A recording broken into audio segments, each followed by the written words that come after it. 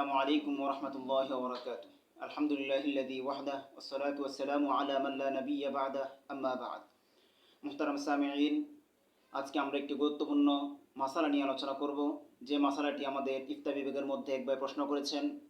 এক ভাই আমাদের কাছে জানতে চেয়েছেন, মুহতারাম, আমাদের মহল্লার মসজিদের ইমাম সাহেব একদিন এশার নামাজের দ্বিতীয় রাকাতে বৈঠক না করে সোজা হয়ে দাঁড়িয়ে যায়, পরে মুক্তাদিরের লোকমা দিলে আবার বসে যায়।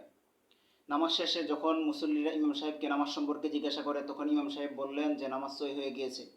এখন মুহতারাম মুফতি সাহেবের নিকট জানার বিষয় হলো যে আমাদের উক্ত নামাজ সহি হয়েছে কিনা।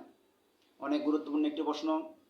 এই প্রশ্নের উত্তর হলো, যদি ইমাম সাহেব প্রথম বৈঠক না করে ভুলে দাঁড়িয়ে যায় এবং পরবর্তীতে মুক্তাদিরা লোকমা দিলে আবার বসে যায়, তাহলে নির্ভরযোগ্য মতানুযায়ী ওই নামাজ সহি হয়ে যাবে। যদিও ইমাম সাহেবের জন্য দাঁড়ানো থেকে বসে যাওয়া উচিত হয়নি, বরং এক্ষেত্রে উত্তম হলো, যেহেতু দাঁড়িয়ে গিয়েছে, দাঁড়িয়ে যাওয়ার পর বাকি পরবর্তী 2 রাকাত পড়ে শেষে সিজদায়ে সাহুর মাধ্যমে নামাজ শেষ করা উত্তম।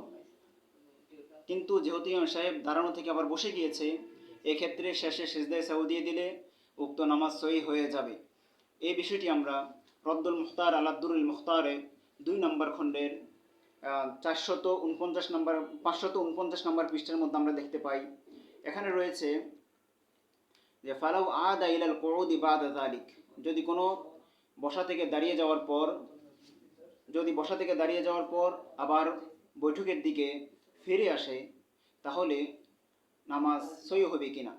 একটু পরে আছে ওয়াকিল লা তাফসুদু, নামাজের কোনো সমস্যা হবে না, নামাজ সহি হয়ে যাবে। লাকিন্নাহু ইয়াকুনু মুসিআন, কিন্তু সে ক্ষেত্রে ভুল করেছে, সে ভুলকারী বলে গণ্য হবে। ওয়াসজুদু লিতাখিরিল ওয়াজিবি, আর সে যেহেতু ওয়াজিবকে দেরি করেছে, বিলম্ব করেছে, এজন্য ওয়াজিবকে বিলম্ব করার কারণে সে পরবর্তীতে সিজদায়ে সাহু দিবে।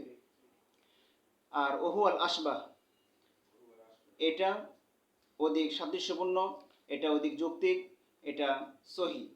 এ বিষয়ে আরও আমরা দেখতে পাই আল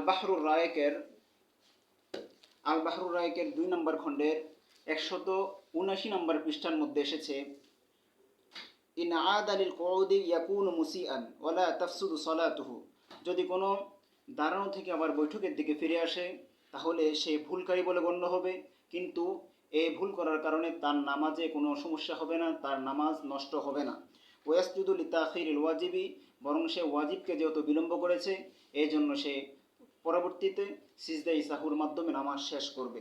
ওয়াহাদা মুআফিকুন লিমা বাহাসাহুল মুহাক্কিক, আর এটাই মুহাক্কিকুন যে আলোচনা করেছেন সেটার মুআফিক।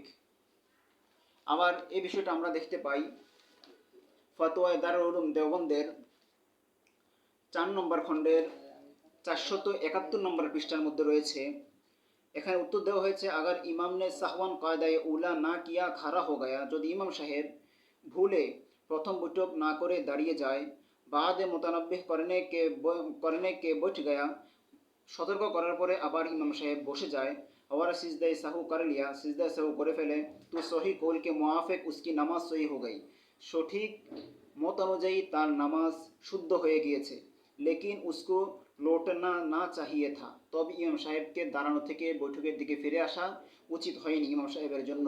ইয়ে উসনে বুরা কিয়া, এই কাজটা উনি খারাপ করেছেন, এই কাজটা ওনার জন্য করা উচিত হয়নি।